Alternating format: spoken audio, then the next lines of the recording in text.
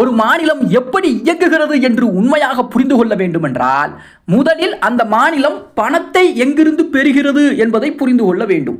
அதாவது தமிழகத்தின் மொத்த ஆண்டு வருமானம் என்பது 3.5 லட்சம் கோடி வரைக்கும் இருக்கிறது என்று மதிப்பிடப்படுகிறது. இதில் மாநிலத்தினுடைய சொந்த வருவாய் ஸ்டேட் ஓன் ரெவென்யூ என்பது சுமார் 2.5 லட்சம் கோடி என்று மதிப்பிடப்படுகிறது. அதாவது மொத்த வருவாயில் 70 விழுக்காட்டிற்கு மேலே மாநிலம் தானாகவே சம்பாதிக்கக்கூடிய பணம்.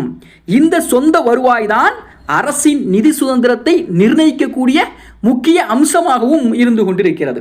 இந்த வருவாய் அதிகமாக இருந்தால் அரசு தனது திட்டங்களை சுதந்திரமாக செயல்படுத்தவும் முடியும். அதே போல மாநிலத்தினுடைய சொந்த வருவாயில் மிகப்பெரிய பங்கை வரி வருவாய் பிடிக்கிறது என்றாலும் அந்த வரியில 2 விதமான வரிகள் இருக்கின்றன. ஒன்று நேரடி வரிகள், இன்னொன்று மறைமுக வரிகள். நேரடி வரிகளில் முத்திரை வரி மற்றும் பதிவு கட்டணம், அதாவது ஸ்டாம்ப் டியூட்டி மற்றும் ரெஜிஸ்ட்ரேஷன் ஃபீஸ் போன்றவையெல்லாம் அடங்கக்கூடியது. ஆனால் தமிழகத்தினுடைய மிகப்பெரிய வருவாய் என்பது மறைமுக வரிகள் தான். அதாவது மக்கள் தினசரி பயன்படுத்தக்கூடிய பொருட்கள் மற்றும் சேவைகளின் மீது விதிக்கப்படும் வரிகள் தான் மிக முக்கியமான ஒன்று. அதில் மதுபான வரி மற்றும் எரிபொருள் வரி என்பது மிக முக்கிய பங்கு வகிக்கிறது. மதுபான வரி தமிழக அரசினுடைய மிகப்பெரிய வருமானம். அதாவது 48,000 கோடி வரைக்கும் இந்த துறையிலிருந்து வருமானம் கிடைக்கிறது. ஒரு ஆண்டிற்கு 48,000 கோடி. இது மாநிலத்துடைய மொத்த வருவாயில் பெரிய பங்கு.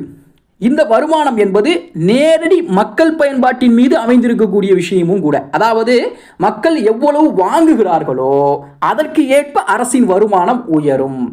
அடுத்து எரிபொருள் வரி, பெட்ரோல் அண்ட் டீசல் டாக்ஸஸ், தமிழக அரசினுடைய மற்றொரு முக்கியமான ஒரு வருமான மூலம். பெட்ரோல் மற்றும் டீசல் மீது மாநிலம் தனியாகவே வரி விதிக்கிறது. இது வருஷத்திற்கு சுமார் 20,000 கோடி வரைக்கும் வருமானம் தரும் என்று மதிப்பிடப்படுகிறது தமிழகத்தில். இந்த வரி அதிகமாக இருக்கும் போது அரசுக்கு அதிக வருமானம் கிடைக்கும். ஆனால் அதே நேரத்தில் மக்களின் வாழ்க்கை செலவும் அதிகரிக்கும். எனவே இந்த வரியை உயர்த்துவது என்பது அரசியல் ரீதியாகவும் பொருளாதார ரீதியாகவும் ஒரு சிக்கலான முடிவு. மற்றொரு முக்கியமான வருவாய் தான் முத்திரை வரி மற்றும் பதிவு கட்டணங்கள். அதாவது வீடு, நிலம் போன்ற சொத்துக்களை வாங்கும்போது செலுத்தப்படக்கூடிய வரி. வாங்கும்போது அதாவது முத்திரை வரி என்பது 7 விழுக்காடாகவும் அதே போல ரெஜிஸ்ட்ரேஷன் ஃபீஸ் என்பது ஒரு 5 விழுக்காடாகவும் போட்டு மொத்தம் 11 விழுக்காடு வரிகள் வருகின்றன. இது தமிழகத்திலே ஆண்டுக்கு 21,000 கோடி வரைக்கும் வருமானத்தை தருகிறது. இது பொருளாதார வளர்ச்சியோடு நேரடியாக தொடர்புடையதாகவும் இருந்து கொண்டிருக்கிறது. வீடு வாங்கும் செயல்பாடு அதிகரித்தால் இந்த வருவாய் உயரும். பொருளாதார மந்தநிலை ஏற்பட்டால் இந்த வருவாய் குறையும். அடுத்தது வணிக வரிகள், கமர்ஷியல் டாக்ஸஸ் மற்றும் சேவை சார்ந்த வரிகள், அதாவது ஜிஎஸ்டியினுடைய ஷேரு.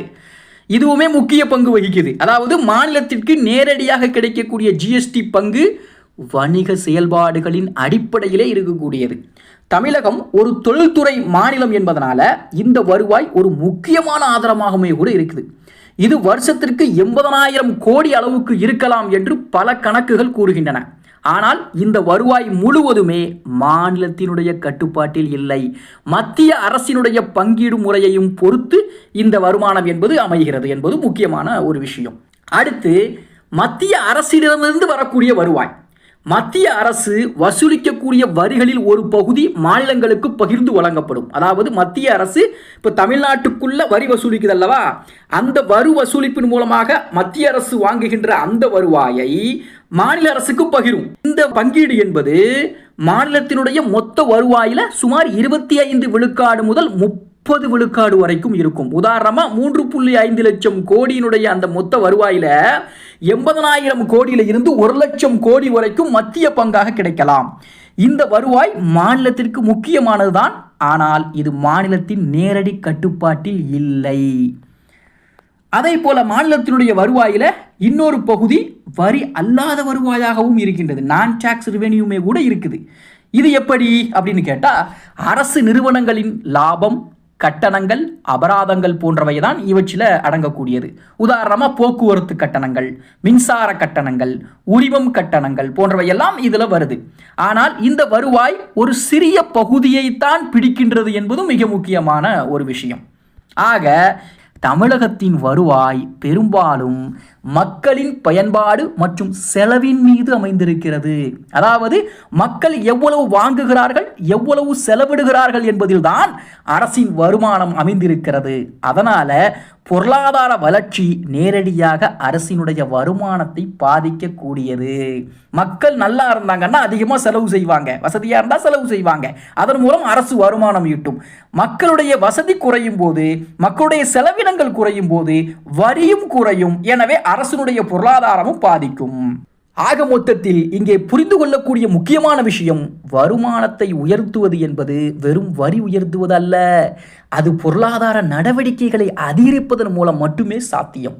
தொழில் வளர்ச்சி, வேலைவாய்ப்பு, வணிக செயல்பாடு இவை அனைத்தும் அதிகரித்தால் மட்டுமே வருமானம் நிலையான முறையில் உயரும். சரி, வருவாய் எங்கிருந்து வருகிறது என்பதை பார்த்தோம். அடுத்த முக்கியமான கேள்வி, இந்த வருமானத்தை எப்படி அதிகரிக்கலாம் என்பதுதான். வரி விகிதங்களை நேரடியாக உயர்த்துவது என்பது எளிதான வழியாக தோன்றினாலும் அது மக்களின் வாழ்க்கை செலவை அதிகரிக்கும். எனவே இந்த புதிய நிர்வாகம் முதலில் கவனம் செலுத்த வேண்டியது ஏற்கனவே உள்ள வருவாயை முழுமையாக பெறுவது. பல நேரங்களில் வரி ஏய்ப்பு, கண்காணிப்பு குறைபாடு, நிர்வாக சிக்கல்கள் காரணமாக அரசுக்கு வர வேண்டிய பணம் முழுமையாக வராமல் போகும். இதை கட்டுப்படுத்தினாலே கூடுதல் வருமானம் கிடைக்கும். அதே போல வரி வசூலில் கசிவு, லீக்கேஜ் என்பது ஒரு பெரிய பிரச்சனையா இருக்குது. 5 விழுக்காடு அளவுக்கு கூட வரி கசிவு இருந்தால் 2.5 லட்சம் கோடி சொந்த வருவாயிலே 12,000 கோடி அளவுக்கு பணம் இழக்கப்படும். ஆக இந்த தொகையை மீட்டெடுத்தால் அது புதிய திட்டங்களை நடத்தும் அளவுக்கு பெரிய ஒரு தொகையை எடுத்து கொண்டு வரும். ஆக டிஜிட்டல் கண்காணிப்பு, தரவு ஒருங்கிணைப்பு, நேரடி பரிவர்த்தனை கண்காணிப்பு போன்ற முறைகள் மூலமாக இந்த கசிவை குறைக்க முடியும். இது வரியை உயர்த்தாமல் வருமானத்தை உயர்த்தக்கூடிய முக்கியமான வழி. அடுத்தது, புதிய வருவாய் மூலங்கள் உருவாக்கப்பட வேண்டும். தற்போதைய வருவாயில மதுபானம் மற்றும் எரிபொருள் போன்ற துறைகள் பெரிய பங்கு வகிக்கிறார்கள்.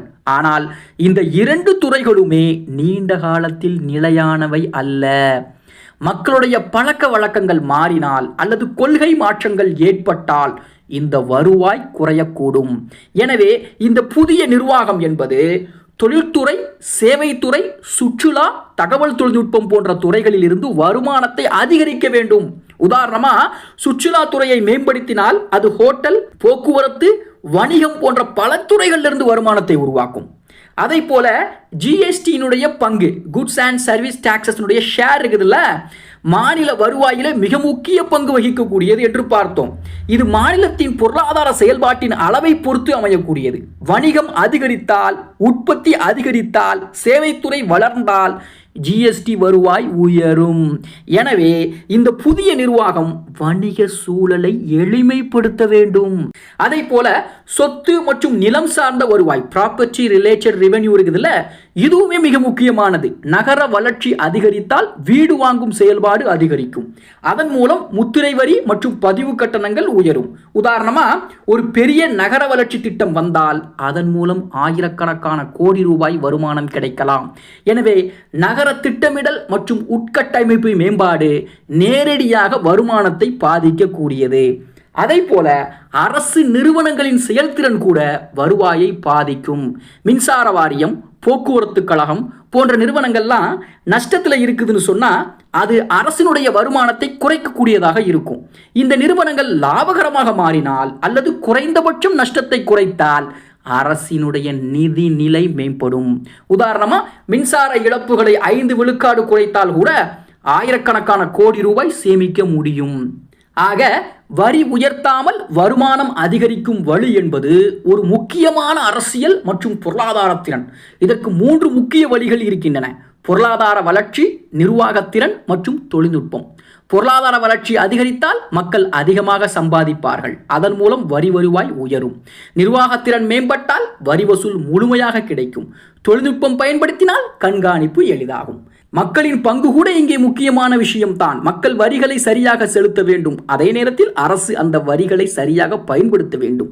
இந்த நம்பிக்கை உருவானால் வரி வசூல் இயல்பாகவே உயரும். மக்கள் நான் செலுத்தும் வரி என் வாழ்க்கையை மேம்படுத்துகிறது என்று உணர்ந்தால் அவர்கள் அதை தவிர்க்க முயல மாட்டார்கள். ஆக மொத்தத்தில் இந்த முழு அமைப்பில் ஒரு முக்கியமான உண்மை, வருமானம் என்பது ஒரு சைக்கிள், ஒரு சுழற்சி. தொழில், வேலை, வருமானம், செலவு, வரி, அரசு வருமானம், மீண்டும் முதலீடு, மீண்டும் தொழில். இந்த சுழற்சி தொடர்ந்து இயங்கினால் மட்டுமே ஒரு மாநிலம் நிதி ரீதியாக வலுவாக இருக்கும். அந்த சுழற்சியை உடைத்தால் வருமானம் குறையும். இந்த புதிய நிர்வாகம் கவனிக்க வேண்டிய இன்னொரு விஷயம், ஒரே ஒரு வருவாய் மீது சார்ந்திருக்காதீர்கள் என்பதுதான். மதுபானம் அல்லது எரிபொருள் போன்ற 1 அல்லது 2 துறைகளில் மட்டும் அதிகமாக சார்ந்திருந்தால் அது அபாயகரமானது. வருவாய் பல துறைகளில் இருந்து வர வேண்டும். இதுதான் நிதி பாதுகாப்பு, ஃபினான்சியல் ஸ்டெபிலிட்டியை ஏற்படுத்தும். ஆக மொத்தத்தில் அரசு பணம் எங்கிருந்து வருகிறது என்பது ஒரு எளிய கேள்வி போல தோன்றினாலும் அதற்கு பின்னால் ஒரு பெரிய பொருளாதார அமைப்பு உள்ளது. இந்த அமைப்பை புரிந்து கொண்டு அதை விரிவுபடுத்தி வருமானத்தை நிலையான முறையில் அதிகரித்தால் மட்டுமே இந்த புதிய நிர்வாகம் தனது வாக்குறுதிகளை நிறைவேற்ற முடியும். இல்லை என்றால் வருமானம் குறைவாக இருக்கும். எந்த நலத்திட்டமும் நடைமுறையில் சிக்கலாக மாறும் என்பதும் முக்கியமான விஷயம். தமிழ்நாடு அரசினுடைய பட்ஜெட்டை நாம் ஆழமாக பார்த்தோம் என்றால், அரசு பணம் எங்கே செல்கிறது என்ற கேள்விக்கான பதில் மிகவும் முக்கியமானதாக மாறுகிறது. பொதுவாக மக்கள் அரசு செலவு என்று சொன்னாலே பெரிய கட்டிடங்கள், புதிய சாலைகள், இலவச திட்டங்களை எல்லாம் நினைத்து பார்ப்பார்கள். ஆனால் உண்மையிலேயே ஒரு மாநில அரசுடைய செலவு என்பது மிகப்பெரிய விஷயம். அதாவது சம்பளம், ஓய்வூதியம், மின்சார மானியம், கல்வி, சுகாதாரம், சமூக நலத்திட்டங்கள், கடனுக்கான வட்டி, புதிய திட்டங்கள், இவை அனைத்தும் சேர்ந்துதான் ஒரு மாநிலத்தினுடைய செலவு திட்டம் என்பது உருவாகுகிறது. ஆக கடந்த 2025 26 தமிழக பட்ஜெட்டுடைய மொத்த செலவு என்பது 4.39 லட்சம் கோடியாக இருக்கிறது. இது ஒரு சாதாரண தொகை அல்ல. சில நாடுகளின் பட்ஜெட்டை விட பெரியது. அதாவது சில நாடுகள் ஓராண்டிற்கு ஒதுக்கக்கூடிய பட்ஜெட்டை காட்டிலும் தமிழகத்தினுடைய பட்ஜெட் என்பது பெரியது என்பதை புரிந்து கொள்ள வேண்டும். இந்த பணம் முழுவதும் ஒரே துறைக்கும் செல்லவில்லை. பல்வேறு நிரந்தர செலவுகள் மற்றும் வளர்ச்சி செலவுகளாக பிரிக்கப்பட்டுத்தான் சென்று கொண்டிருக்கிறது. அது ரொம்ப பெரிய பகுதி தான் இந்த ரெவென்யூ எக்ஸ்பெண்டிச்சர் என்று அழைக்கப்படக்கூடிய தினசரி நிர்வாக செலவு. இந்த ரெவென்யூ எக்ஸ்பெண்டிச்சர் இருக்குத, இது மட்டுமே 3.73 லட்சம் கோடி அளவுக்கு இருந்து கொண்டிருக்கிறது. இதன் பொருள் என்னவென்றால், அரசு இயங்குவதற்கே இவ்வளவு பணம் தேவைப்படுது. ஆக அரசு ஊழியர்களுடைய சம்பளம், ஆசிரியர்கள், காவல்துறை, மருத்துவர்கள், அலுவலக ஊழியர்கள், ஓய்வூதியம் பெறுபவர்கள், மின்சார மானியங்கள், நலத்திட்ட உதவிகள் ஆகியவை அனைத்தும் இதற்கு கீழ் வரக்கூடியது. அதாவது அரசு ஒரு மிகப்பெரிய நிறுவனத்தை போல தினமும் செலவழித்துக் கொண்டே இருக்கிறது. இதில் ரொம்ப மிகப்பெரிய பங்கு செல்லக்கூடியது சம்பள செலவுக்கு. தமிழகத்தில் அரசு ஊழியர்களுடைய எண்ணிக்கை மிக அதிகம். பள்ளி ஆசிரியர்கள், கல்லூரி பேராசிரியர்கள், சுகாதார ஊழியர்கள், போக்குவரத்து ஊழியர்கள், காவல்துறை, உள்ளாட்சி நிர்வாக ஊழியர்கள், இவர்கள் அனைவருமே மாதந்தோறும் சம்பளம் வாங்கி கொண்டிருப்பவர்கள். ஆக பிஆர்எஸ் தரவுகளின்படி சம்பள செலவுகள் மட்டுமே 91,000 கோடியை கடந்திருக்கிறது. இது மாநிலத்தினுடைய மிகப்பெரிய நிரந்தர செலவுகளில் ஒன்றாகவும் இருந்து கொண்டிருக்கிறது. அதற்கு அடுத்து பார்த்தோம்னு சொன்னால் ஓய்வூதிய செலவுகள் வருகிறது. ஓய்வு பெற்ற அரசு ஊழியர்களுக்கு ஒவ்வொரு மாதமும் ஓய்வூதியம் வழங்கப்படுகிறது. இது ஒரு சமூக பாதுகாப்பு அமைப்பாக இருந்தாலும் அரசின் நிதிச்சுமையை அதிகரித்திருக்கிறது. ஆக தற்போதைய தரவின்படி பார்த்தோம்னா ஓய்வூதிய செலவுகள் மட்டுமே 46,000 கோடியை தாண்டியிருக்கிறது. அதற்கு பிறகு மிகப்பெரிய சுமை வட்டி செலவு. அதாவது அரசு கடந்த காலங்களில் எடுத்த கடன்களுக்கு ஒவ்வொரு ஆண்டும் வட்டி கட்ட வேண்டும். ஆக தமிழ்நாட்டின் வட்டி செலவு மட்டுமே கடந்த நிதியாண்டின் அடிப்படையில் பார்த்தால் 70,000 கோடியை கடந்திருக்கிறது.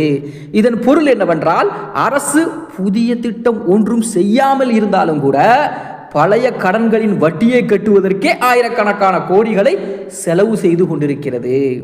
இன்னொரு முக்கியமான விஷயம் தமிழகத்தினுடைய சமூக நலத்திட்டங்கள். இதுவுமே மிகப்பெரிய செலவுகளாகத்தான் இருக்கின்றன. உதாரணமா கலைஞர் மகளிர் உரிமை திட்டம் மட்டும் 14,000 கோடியை தாண்டிய ஒதுக்கீட்டை பெற்றிருக்கிறது. மாதம் 1000 ரூபாய் வழங்கப்படக்கூடிய இந்த திட்டம் அரசியல் ரீதியாகவும் சமூக ரீதியாகவும் பெரிய தாக்கம் கொண்டதாகவும் இருந்து கொண்டிருக்கிறது. அதாவது பெண்களுடைய குடும்ப பொருளாதாரத்தில் நேரடி பணப்புழக்கத்தையும் இது உருவாக்கி வருகிறது. ஆனால் இது போன்ற திட்டங்கள் அரசின் நிரந்தர செலவுகளையும் அதிகரித்துக் கொண்டிருக்கின்றன. அதை போல புதுமை பெண் திட்டம், தமிழ் புதல்வன் திட்டம், முதல்வரின் காலை உணவு திட்டம், எம்ஜிஆர் ஊட்டச்சத்து உணவு திட்டம் போன்றவையும் கல்வி மற்றும் சமூக நலனிற்காக செலவிடப்படுகிறது. இவை வெறும் இலவச திட்டங்கள் மட்டுமல்ல, சமூக முதலீடுகளாகவும் பார்க்கப்படுகின்றன. குறிப்பாக பள்ளி கல்வியிலிருந்து நிறுத்தம் செய்யக்கூடிய மாணவர்களின் எண்ணிக்கையை குறைப்பதிலும் பெண்கள் உயர்கல்வி செல்லும் விகிதத்தை உயர்த்துவதிலும் இந்த திட்டங்கள் தாக்கத்தை ஏற்படுத்துகின்றன. அதே போல கல்வித்துறைக்கு தமிழக அரசு மிகப்பெரிய அளவில் பணம் செலவிடுகிறது. பள்ளி கட்டிடங்கள், ஆசிரியர் சம்பளங்கள், இலவச புத்தகங்கள், மதிய உணவு, லேப்டாப் வழங்குவது, மாணவர் உதவித்தொகைகள், இவை அனைத்துமே கல்வி செலவுகளின் கீழ் வருகின்றன. ஆக மொத்தத்தில் பல நேரங்களிலே மக்கள் பார்க்கக்கூடிய இலவச திட்டங்களுக்கு பின்னால் பெரிய நிர்வாகம் மற்றும் பொருளாதார அமைப்பு இருக்கிறது என்பதையும் நாம் கவனிக்க வேண்டும். அதே போல சுகாதாரத்துறையிலும் அரசு ஆயிரக்கணக்கான கோடிகளை செலவிட்டு வருகிறது. அரசு மருத்துவமனைகள், மருந்துகள், மருத்துவர்கள், சிகிச்சை திட்டங்கள், ஆம்புலன்ஸ் சேவைகள், இவை அனைத்துமே அரசின் நேரடி செலவுகள். ஏழை மற்றும் நடுத்தர மக்களுக்கு தனியார் மருத்துவமனைகளை விட அரசு மருத்துவமனைகள் முக்கிய ஆதரவாக இருப்பதால் இந்த செலவுகள் சமூக ரீதியாக மிகவும் அவசியமானது. அதற்கு அடுத்து பார்த்தா மின்சாரத்துறையில் தமிழக அரசு மிகப்பெரிய மானியங்களை வழங்கி வருகிறது. குறிப்பாக விவசாயத்திற்கான மின்சாரம் மற்றும் வீடுகளுக்காக கூட மின்சார மானியங்கள் அரசு வழங்கி வருகின்றது. இதுவும் கூட நிதிச்சுமையை அதிகரிக்கக்கூடியதுதான்.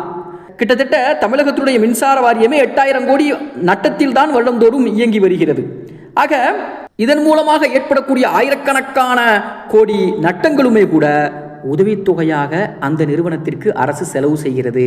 அதற்கு அடுத்தபடியா போக்குவரத்து மற்றும் சாலை துறைகளும் கூட பெரிய செலவுகளை பெறுகிறார்கள். புதிய சாலைகள், பாலங்கள், நகர போக்குவரத்து திட்டங்கள், பேருந்து சேவைகள், இவை அனைத்துமே வளர்ச்சி செலவுகளாக பார்க்கப்படுகின்றன.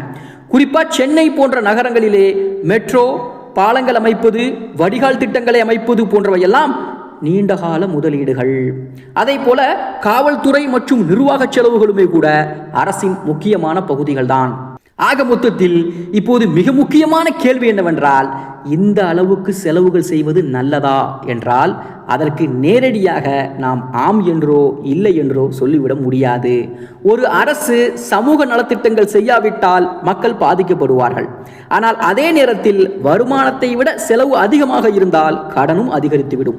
எனவே ஒரு மாநிலத்தின் வெற்றி என்பது செலவு செய்வதல்ல, சரியான இடத்தில் செலவு செய்வது. ஆக தமிழக அரசுடைய பெரும்பாலான செலவுகள் மக்கள் வாழ்க்கையோடு நேரடியாக இணைந்த ஒன்று. பள்ளிகள், மருத்துவம், பெண்களுக்கான உதவித்தொகை, விவசாய மானியம், மின்சாரம், சாலை, குடிநீர், இவை அனைத்துமே மக்களின் தினசரி வாழ்க்கையை பாதிக்கும் துறைகள். அதனால் அரசினுடைய செலவு திட்டத்தை வெறும் எவ்வளவு பணம் என்று மட்டும் பார்க்காமல் அது எங்கே செல்கிறது, அதன் நீண்டகால பலன் என்ன என்ற கோணத்தில் புரிந்து கொள்ள வேண்டும். ஆக நலத்திட்டங்களுக்காக அரசு நிதி ஒதுக்குவது போலவே வளர்ச்சி திட்டங்களுக்காகவும் அரசு நிதி ஒதுக்கும் பட்சத்தில் ஒரு மாநிலம் நல்ல வளர்ச்சியை அடைய முடியும். எனவே தமிழகத்தினுடைய வளர்ச்சி முன்னேற்றம் என்பது வளர்ச்சி திட்டங்களுக்காக செலவிடப்படக்கூடிய நிதியில்தான் இருக்கிறது என்பதையும் புரிந்து கொள்ள வேண்டும். ஆக இதுவரைக்கும் தமிழகத்தினுடைய வளர்ச்சி திட்டங்களுக்காக மொத்த வருமானத்தில் சுமார் 15 to 20 விழுக்காடு வரைக்கும் செலவு செய்யப்பட்டு வருகிறது. இந்த விழுக்காட்டை அதிகரிக்கும் பட்சத்தில், அதாவது வளர்ச்சிக்காக ஒதுக்கப்படும் அந்த அளவை கூட்டும் பட்சத்திலே தமிழகம் வளர்ச்சியை நோக்கி நகருவதற்கான வாய்ப்பும் அதிகம். அதன் மூலமாக உருவாகக்கூடிய வேலைவாய்ப்பு மற்றும் தொழில் வளர்ச்சி ஆகியவை தமிழகத்தினுடைய பொருளாதாரத்தையும் கட்டமைக்கும் என்பதும் குறிப்பிடத்தக்க ஒன்று. தமிழகத்தினுடைய தற்போதைய மொத்த கடன் என்பது 10.25 லட்சம் கோடி. இவ்வளவு பெரிய கடன் உருவாகுவதற்கு என்ன காரணம், ஏன் உருவாகியது என்ற கேள்வி நமக்கு முன்னால் இருந்து கொண்டிருக்கிறது. இதற்கான முதல் காரணம் என்னவென்றால், வருமானத்தை காட்டிலும் அதிகமான செலவு. அதுதான் கடன் உருவாகக்கூடிய அடிப்படை விதி. ஒரு ஆண்டிற்கு தமிழகத்தினுடைய மொத்த வருமானம் சுமார் 3.5 லட்சம் கோடி என்றால் செலவு அதைவிட அதிகமாக இருந்தால் அந்த வித்தியாசம் கடனாக மாறும். இது ஒவ்வொரு ஆண்டும் நடந்தது என்று சொன்னால் அந்த கடன் சேர்ந்து பெரிய தொகையாக மாறும். உதாரணமா, ஒரு வருஷத்துக்கு 50,000 கோடி பற்றாக்குறை இருந்தா 10 ஆண்டுகள்ல அது 5 லட்சம் கோடியாக மாறிவிடும். இப்படித்தான் இன்றைக்கு நாம் பார்க்கக்கூடிய இந்த பெரிய கடன் என்பது உருவானது. இரண்டாவது காரணம் நிரந்தர செலவுகளின் உயர்வே. அரசு ஊழியர்களுடைய சம்பளம், ஓய்வூதியம் மற்றும் கடனுக்கான வட்டி, இந்த 3 செலவுகள் வருடத்திற்கு வருடம் அதிகரித்து கொண்டே இருக்கிறது. உதாரணமா சம்பள செலவு மற்றும் ஓய்வூதியம் சேர்த்தே 1 லட்சம் கோடி அளவுக்கு சென்று விடுகிறது என்று பொதுவாக மதிப்பிடுகிறார்கள்.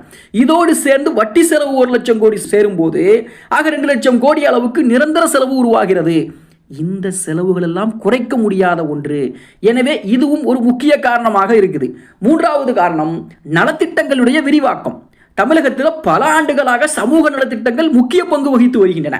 இலவச சேவைகளாக இருந்தால் என்ன, மானியங்களாக இருக்கட்டும், உதவித்தொகைகளாக இருக்கட்டும், இவை அனைத்துமே சமூக ரீதியாக நல்ல தாக்கத்தை ஏற்படுத்தினாலும் கூட அவை பெரும்பாலும் மீண்டும் மீண்டும் செலவாகக்கூடிய வகையில் இருக்கிறது. உதாரணமா ஒரு மாதாந்திர உதவி திட்டம் இருந்தால் அது ஒவ்வொரு மாதமும் செலவாகக்கூடிய ஒன்று. இதனால் இந்த திட்டங்கள் மொத்த செலவினை நிரந்தரமாக உயர்த்தி விடுகின்றன.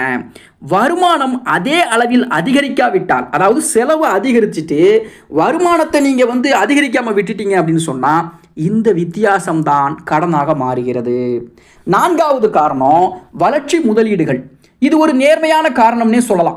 சாலை, மின்சாரம், துறைமுக வசதி, கல்வி, சுகாதாரம், இது மாதிரியான துறைகளில் முதலீடு செய்வதற்காக அரசு கடன் வாங்கும். இந்த முதலீடுகள் நீண்ட காலத்தில் வருமானத்தை உருவாக்கக்கூடிய ஒன்றுதான். ஆனாலும் கூட இந்த முதலீடுகள் ஆரம்பத்தில் பெரிய அளவிலான செலவாக இருக்கும். உதாரணமாக ஒரு பெரிய உள்கட்டமைப்புக்கு 20,000 கோடியிலிருந்து 50,000 கோடி வரைக்கும் செலவாகிறது என்று வைத்துக்கொள்வோம். இந்த பணம் கடனாகத்தான் வாங்கப்படும். ஆக இந்த வளர்ச்சிக்கான முதலீடுகளுமே கூட கடன் உயர்வுக்கு ஒரு காரணமாக அமைந்துவிடும். ஆனால் இது உற்பத்தி கடன் என்று பார்க்கப்படுகிறது.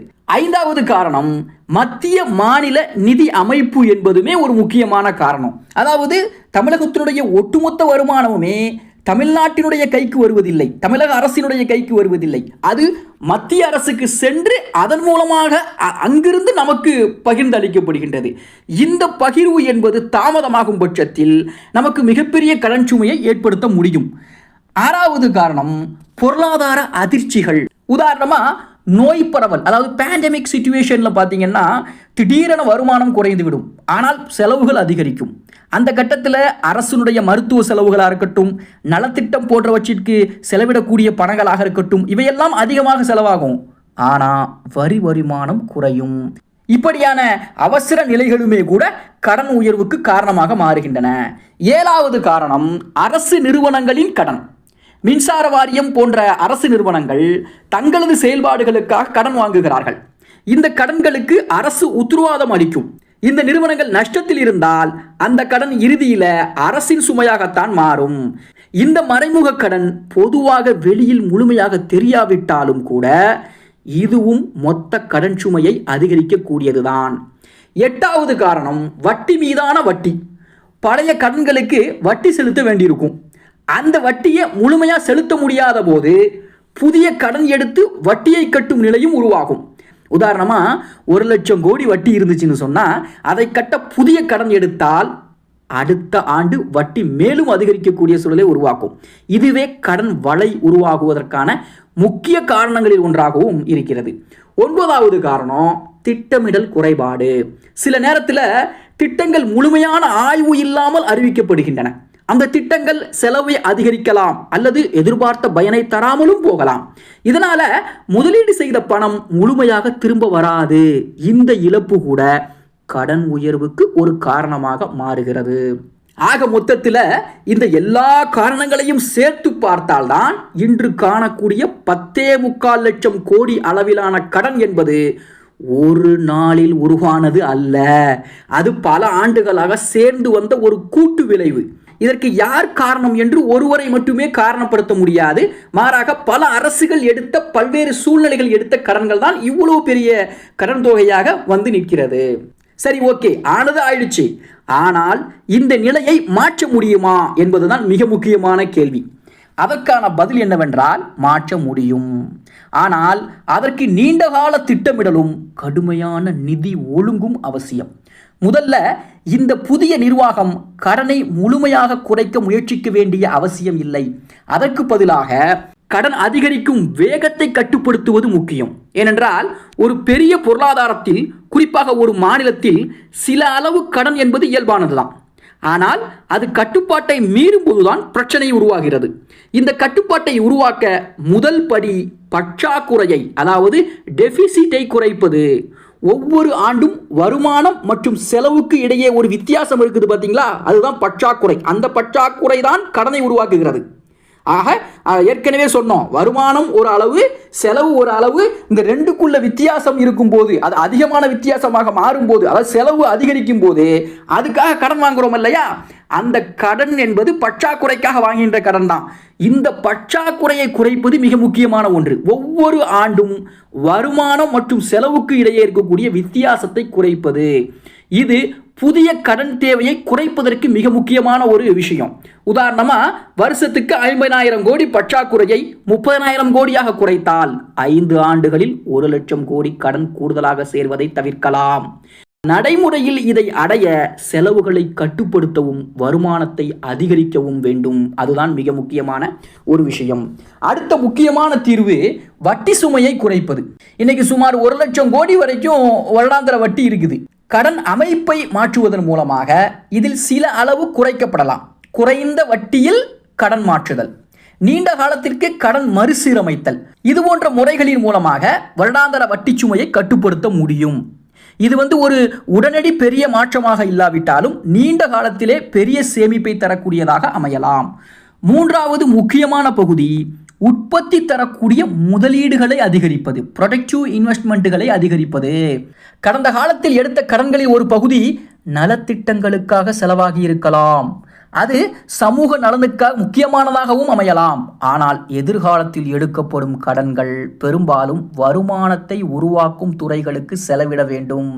உதாரணமாக, தொழில்துறைகள், உள்கட்டமைப்புகள், ஏற்றுமதி மையங்கள் போன்ற துறைகளிலே முதலீடு செய்தால் அது எதிர்காலத்திலே வரி வருமானத்தை அதிகரிக்கும். இந்த வருமானம் கடனை திருப்பி செலுத்துவதற்கு உதவும். நான்காவது, அரசு நிறுவனத்தினுடைய சீர்திருத்தம். மின்சார வாரியம் போன்ற நிறுவனங்கள் தொடர்ந்து நஷ்டத்தில் இருந்தால் அந்த நஷ்டம் இறுதியில் அரசின் கடனாக மாறும்.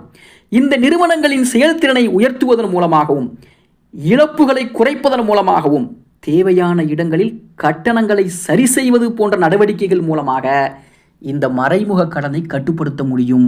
இது நேரடியாக மாநிலத்தின் நிதிநிலையை மேம்படுத்தவும் உதவும். ஐந்தாவது, இலக்கு வைத்த நலத்திட்டங்கள். அனைத்து மக்களுக்கும் ஒரே அளவில் உதவி வழங்கினால் அது செலவை அதிகரிக்கும். அதற்கு பதிலாக உண்மையில் தேவை உள்ளவர்களுக்கு மட்டும் உதவி வழங்கினால் செலவு கணிசமாக குறையும். ஆறாவது, வரி வசூல் திறனை மேம்படுத்துவது. வரி விகிதங்களை உயர்த்தாமல் வருமானத்தை அதிகரிப்பதற்கு முயற்சி எடுப்பது. வரி ஏய்ப்பை குறைப்பது, டிஜிட்டல் கண்காணிப்பு, தரவு ஒருங்கிணைப்பு போன்ற முறைகளால் வரி வசூல் திறனை மேம்பாடு செய்வது. ஏழாவது, வளர்ச்சி மூலமாக கடன் கட்டுப்பாடு. ஒரு மாநிலத்தின் பொருளாதாரம் வேகமாக வளர்ந்தால் அதன் மொத்த உற்பத்தி மதிப்பு அதிகரிக்கும். கடன் அதே அளவில் இருந்தாலும் கூட வளர்ச்சி அதிகரித்தால் கடன் சுமை குறைந்ததாகத்தான் தோன்றும். உதாரணமா, 10 லட்சம் கோடி வரைக்கும் கடன் இருக்கிறது, ஆனால் மாநில உற்பத்தி மதிப்பு வேகமாக உயர்ந்தால் கடன் சுமையினுடைய சதவீத அளவு குறையும். எனவே வளர்ச்சி என்பது கடன் கட்டுப்பாட்டிற்கான ஒரு மறைமுக வழி. எட்டாவது, திட்டமிடல் ஒழுங்கு. எதிர்காலத்திலே எந்த பெரிய திட்டமும் அறிவிக்கப்படும் போது அதன் முழு செலவு, வருமானம், கால அவகாசம் ஆகியவை முன்கூட்டியே கணக்கிட வேண்டும். திட்டம் ஆரம்பித்த பின்பு செலவு அதிகரித்தால் அது நேரடியாக கடனாக மாறும். எனவே திட்டமிடல் துல்லியமாக இருக்க வேண்டும். ஒன்பதாவது, அரசியல் முடிவுகளும் பொருளாதார உண்மைகளும். சில சமயங்களில் அரசியல் காரணங்களுக்காக உடனடி பிரபலமாகும் திட்டங்கள் அறிவிக்கப்படுகின்றன. ஆனால் இந்த புதிய நிர்வாகம் இந்த வழியை கட்டுப்படுத்த வேண்டும். குறுகிய கால அரசியல் லாபத்தை விட நீண்டகால பொருளாதார நிலைத்தன்மையை முன்னிலைப்படுத்தினால் மட்டுமே கடன் கட்டுப்பாட்டில் இருக்கும். ஆக மொத்தத்தில் 10.25 லட்சம் கோடி கடன் என்பது கடந்த கால முடிவுகளின் விளைவுதான். அதை ஒரு நாளில் குறைக்க முடியாது, ஆனால் அதை மேலும் அதிகரிக்காமல் கட்டுப்படுத்த முடியும். அதற்காக இந்த புதிய நிர்வாகம் கடன், வருமானம், செலவு இந்த மூன்றையும் ஒரே நேரத்தில் சமநிலைப்படுத்த வேண்டும். சரியான முடிவுகள் எடுத்தால் இந்த கடன் ஒரு சுமையாக இல்லாமல் வளர்ச்சிக்கான கருவியாக மாறும். தவறான முடிவுகள் எடுத்தால் அது ஒரு பெரிய நிதி பிரச்சனையாக மாறும் என்பதும் முக்கியமான விஷயம். தமிழ்நாட்டின் புதிய அரசாக உருவாகி இருக்கக்கூடிய தாவேகா அரசு தற்போது மிகப்பெரிய அரசியல் மற்றும் பொருளாதார சவாலின் முன்னே நின்று கொண்டிருக்கிறது. தேர்தல் காலத்தில் வழங்கப்பட்ட வாக்குறுதிகள் மக்கள் மத்தியில் மிகப்பெரிய எதிர்பார்ப்பை உருவாக்கி இருக்கின்றன. ஆக பெண்களுக்கு மாதம் ரூபாய் 2500 உரிமை தொகை, வேலையில்லா பட்டதாரிகளுக்கு மாதம் ரூபாய் 4000, வருடத்திற்கு 6 இலவச சிலிண்டர்கள், பெண்களுக்கு இலவச பேருந்து பயணம், கல்விக்கடன், திருமண உதவிகள் போன்ற திட்டங்கள் மக்கள் மனதில் நேரடி தாக்கத்தை ஏற்படுத்தி இருக்கின்றன. ஆனால் இந்த திட்டங்களை நடைமுறைப்படுத்துவதற்கு தேவையான நிதி எங்கிருந்து வரும் என்ற கேள்வியும் எழுந்திருக்கிறது. அதை போல தமிழ்நாட்டினுடைய தற்போதைய அரசியல் மற்றும் பொருளாதார விவாதங்கள்ல மிக அதிகமாக பேசப்படக்கூடிய விஷயம் தமிழகத்தினுடைய கடன் சுமை பற்றி தான். 10 லட்சம் கோடியை தாண்டிவிட்டது கடன் என்ற இந்த ஒற்றை வரியே பொதுமக்களிடத்திலே ஒரு அதிர்ச்சியை கூட உருவாக்கி இருக்கிறது. ஆனால் பொருளாதார ரீதியாக பார்க்கும்போது ஒரு அரசு கடன் வாங்குவது மட்டும் பிரச்சனை அல்ல, அந்த கடன் எதற்காக பயன்படுத்தப்படுகிறது என்பதும் தான். ஆக உலகின் பெரும்பாலான வளர்ந்த நாடுகளும் கூட மிகப்பெரிய கடன்களோடு தான் இயங்கிக் கொண்டிருக்கிறார்கள். ஆனால் அந்த கடனை அவர்கள் பொருளாதார வளர்ச்சியாக மாற்றுகிறார்களா என்பதுதான் இங்கே வித்தியாசம். உலகினுடைய மிகப்பெரிய பொருளாதார சக்தி அமெரிக்கா, அதனுடைய மொத்த தேசிய கடன் தற்பொழுது 39 டிரில்லியன் அமெரிக்க டாலரை நெருங்கிவிட்டது. இந்திய மதிப்பில் சொல்வதென்றால் சுமார் 3000 லட்சம் கோடியை தாண்டிவிட்டது. அதை போல அமெரிக்காவுடைய டெட் டு ஜிடிபி ரேஷியோ கூட 100 விழுக்காட்டை தாண்டி இருக்கிறது. சில கணக்குகளில் அது 120 விழுக்காடு வரை சென்று விட்டதாகவும் கூறுகிறார்கள்.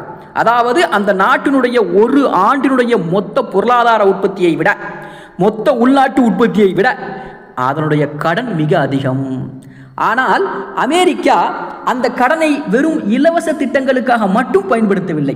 அதற்கு பதிலாக சாலைகள், விமான நிலையங்கள், பாதுகாப்புத்துறை, தொழில்நுட்ப ஆராய்ச்சி, விண்வெளி ஆராய்ச்சி, பல்கலைக்கழகங்கள், செயற்கை நுண்ணறிவு, இராணுவ தொழில்நுட்பம், தொழில் முதலீடுகள் போன்ற நீண்டகால பொருளாதார சக்தியை உருவாக்கும் துறைகளிலே அவர்கள் பெரிய அளவில் முதலீடு செய்கிறார்கள். உலகின் மிகப்பெரிய தொழில்நுட்ப நிறுவனங்களான ஆப்பிள், மைக்ரோசாஃப்ட், கூகுள் போன்றவை உருவாக்குவதற்கு காரணமான சூழலை உருவாக்கியதும் அந்த முதலீடுகள் தான். வரலாற்றில் பார்த்தா அமெரிக்கா 2ஆம் உலகப் போருக்கு பிறகு மிகப்பெரிய கடனில் இருந்தது. ஆனால் அவர்கள் அந்த கடனை உற்பத்தி பொருளாதாரமாக மாற்றினார்கள். தொழிற்சாலைகள், ரயில்கள், நெடுஞ்சாலைகள், துறைமுகங்கள், பாதுகாப்பு தொழில்நுட்பங்கள், ஆராய்ச்சி மையங்கள் ஆகியவற்றில் பெரிய முதலீடுகள் செய்ததால் வேலைவாய்ப்புகள் உருவானது. வேலைவாய்ப்புகள் உருவானதால் மக்கள் வருமானம் அதிகரித்தது. வருமானம் அதிகரித்ததால் வரி வசூல் அதிகரித்தது. அதுவே அரசின் கடனை கட்டுப்படுத்தவும் உதவியது. ஆக இது அமெரிக்காவினுடைய வரலாறு. ஆனால் தற்போது தமிழ்நாட்டினுடைய சூழலை பார்த்தால் வேறுபட்ட ஒரு விவாதம் தான் இருந்து கொண்டிருக்கிறது.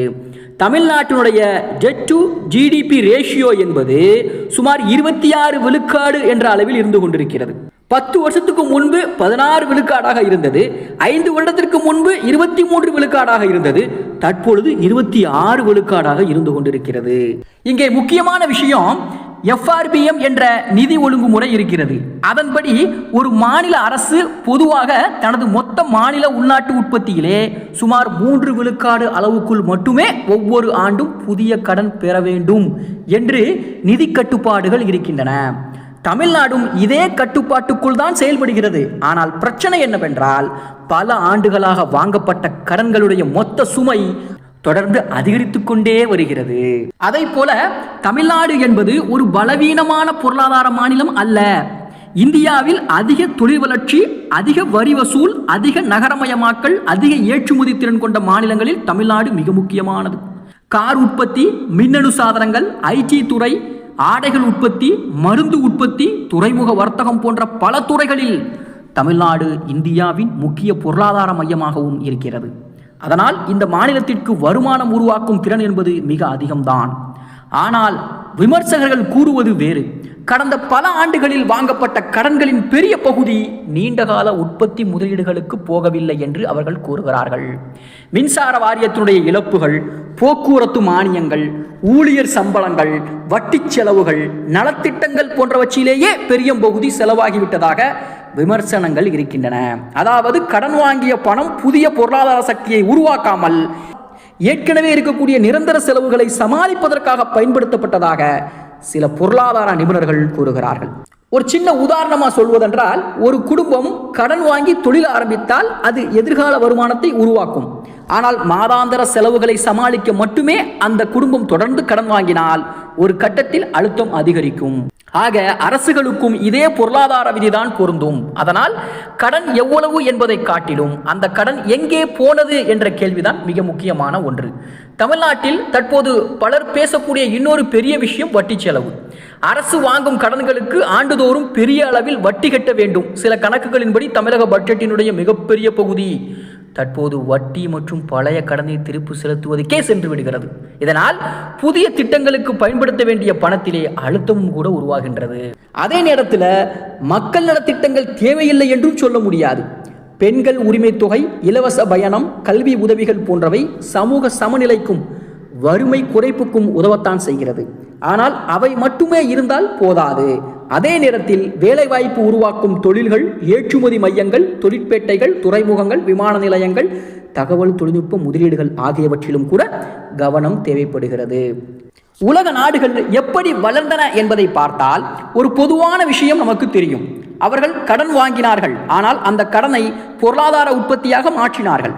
சீனா கடந்த 30 ஆண்டுகளில் சாலைகள், அதிவேக ரயில்கள், துறைமுகங்கள், தொழிற்சாலைகள், மின் நிலையங்கள் ஆகியவற்றிலே மிகப்பெரிய முதலீடுகள் செய்தது. அதன் விளைவாக உலகின் உற்பத்தி மையமாகவும் மாறியது. அதே போல சிங்கப்பூர், தென்கொரியா போன்ற நாடுகளுமே ஆரம்ப கட்டத்தில் கடன்களை பயன்படுத்தி உள்கட்டமைப்பை உருவாக்கினார்கள். தமிழ்நாட்டுக்கும் அதே வாய்ப்பு இருக்கிறது. குறிப்பாக எலக்ட்ரானிக்ஸ் உற்பத்தி, AI, செமிகண்டக்டர், பசுமை ஆற்றல், துறைமுக லாஜிஸ்டிக்ஸ், விமான சரக்கு மையங்கள் போன்ற துறைகளிலே பெரிய அளவில் முதலீடுகளை ஈர்க்க முடியும். இதற்காக அரசு கடன் வாங்கினாலும் அது எதிர்கால வருமானத்தை உருவாக்கும் வகையில் இருந்தால் பொருளாதார ரீதியாக அது பயனுள்ளதாகத்தான் இருக்கும். இங்கே இன்னொரு முக்கியமான ஒரு விஷயம், ஊழல் மற்றும் நிர்வாக கசிவுகள். வருவாய்த்துறை, பத்திரப்பதிவு, கனிம வளங்கள், பொதுத்துறை நிறுவனங்கள் போன்ற பல துறைகளில் அரசுக்கு வரவேண்டிய முழு வருமானம் வரவில்லை என்ற குற்றச்சாட்டுகள் நீண்ட காலமாக இருந்து கொண்டிருக்கிறது. இந்த கசிவுகளை கட்டுப்படுத்தினாலே ஆயிரக்கணக்கான கோடி ரூபாய் கூடுதல் வருவாய் கிடைக்கலாம் என்று முன்னாள் அதிகாரிகள் மற்றும் பொருளாதார ஆய்வாளர்கள் கூறி வருகிறார்கள். ஆக தமிழ்நாட்டினுடைய எதிர்கால பொருளாதார வளர்ச்சிக்கு முக்கியமான கேள்வி கடன் வாங்கலாமா வேண்டாமா என்பதல்ல, வாங்கப்படும் கடன் எவ்வாறு பயன்படுத்தப்படுகிறது என்பதுதான். வேலைவாய்ப்பு உருவாக்கும் முதலீடுகளுக்கா அல்லது நிரந்தர செலவுகளை சமாளிக்கவா என்ற கேள்வியே அடுத்த 10 ஆண்டுகளில் தமிழ்நாட்டின் பொருளாதார நிலையை தீர்மானிக்கக்கூடிய மிகப்பெரிய காரணமாக இருக்கும். ஆக அரசியல் ரீதியாகவும் பொருளாதார ரீதியாகவும் தமிழ்நாடு ஒரு முக்கியமான திருப்பு முனையில் நிற்கிறது. மக்கள் நலத்திட்டங்களையும் தொடர வேண்டும், அதே நேரத்தில் தொழில் வளர்ச்சியையும் அதிகரிக்க வேண்டும், கடனையும் கட்டுப்படுத்த வேண்டும், வருமானத்தையும் உயர்த்த வேண்டும். இந்த 4 விஷயங்களையும் சமநிலைப்படுத்தும் அரசே அடுத்த தலைமுறையின் தமிழ்நாட்டை உருவாக்கப் போகிறது என்பதும் மிக முக்கியமான விஷயம்.